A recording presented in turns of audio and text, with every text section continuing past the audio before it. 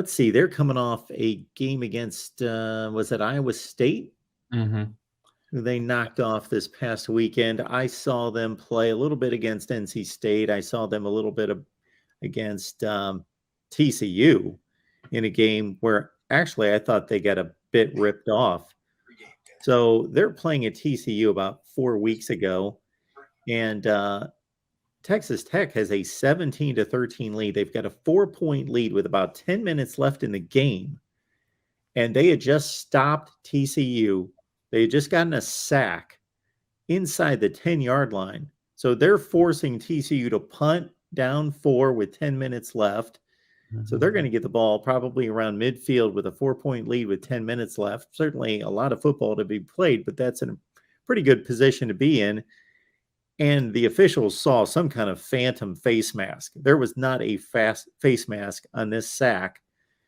They give TCU the automatic first down, the 15-yard penalty. Within 3 or 4 plays, it's a touchdown, and TCU runs away with it from there.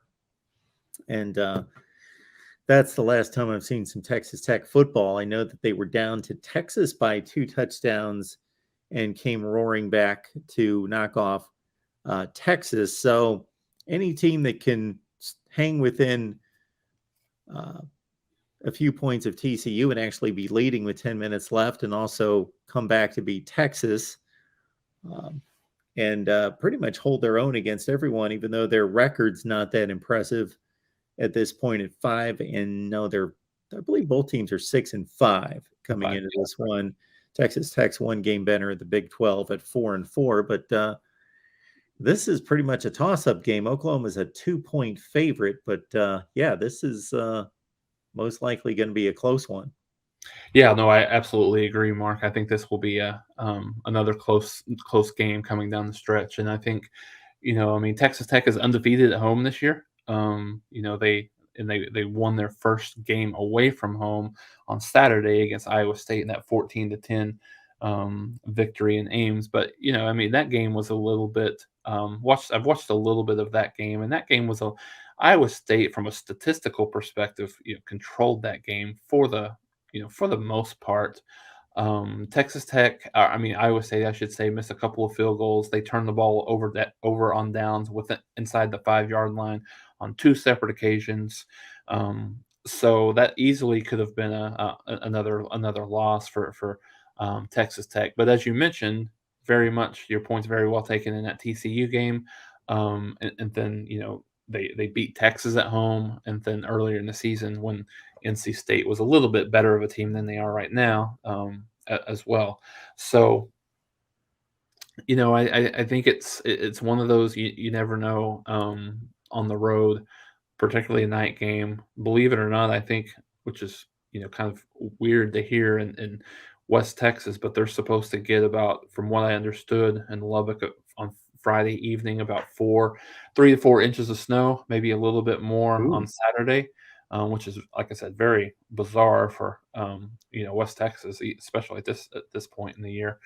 But yeah, I think it'll be again another toss-up game. It's an opportunity for Oklahoma to, you always look for little things in this, in these games, right? As a coach, and I speak from that for myself included, little things to motivate your team. I think one of the things if you win this game, you go 7-5 and you guarantee yourself a winning season.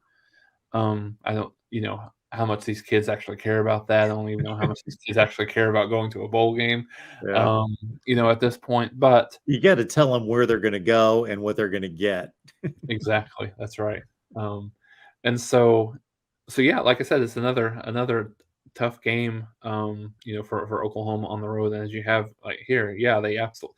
Iowa State has one of the best defenses, not only in the league, but in the if they had just a decent offense. Yeah, to your point, Jason, I guarantee that Iowa State's not rung up 422 yards on anybody except for maybe their FCS opponent. Mm-hmm. Yeah. No, you're right. And a lot of that was, on the through the air with Hunter Deckers and Xavier Hutchinson and group. But yeah, they're Texas Tech's. They've played a lot better in this first year under Joey McGuire. They're pretty experienced. They've got I think Tyler Shuck is the guy right now, from a quarterback perspective. At least he was um, Yep. against Iowa State, um, on Saturday. So I mean, he's been okay. Not, I mean, he's not been anywhere near the same guy that he was when he first started at Oregon, but he's okay. I mean, I think he's probably a little bit better, a better version of what Oklahoma saw in Spencer Sanders, on Saturday. But yeah, it'll be interesting to see what the motivation looks like for Oklahoma coming into this game, where they got that bowl eligibility. What's the what does that motivation look like coming into this, and hopefully that means Oklahoma can get 2 wins in a row here heading into the postseason, which would be good. I think certainly good momentum. It would match Oklahoma's start and Bob Stoops' first year, as well. So it should be a very entertaining game, without a doubt. Texas Tech to me is a very interesting program. It's just a very odd program. I don't necessarily know what their goals and objectives are or where they see themselves in terms of the Big 12 mix. And now they're going to be facing another 4 teams when Cincinnati, BYU, Houston, and UCF show up that are at least as good as they are on an annual basis, and maybe in recent years, certainly better.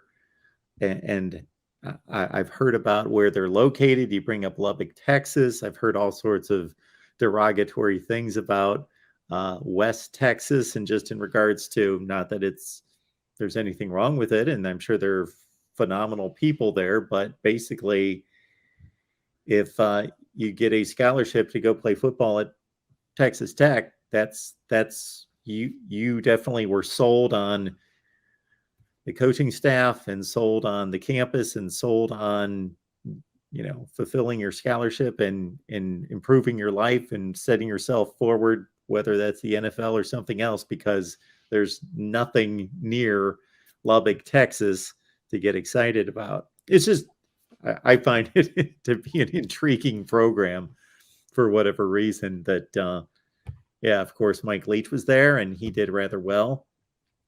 He finished in the top 25 5 of his final 6 seasons at Texas Tech. And currently, to think about Texas Tech finishing in the top 25, they haven't finished in the top 25 since he left.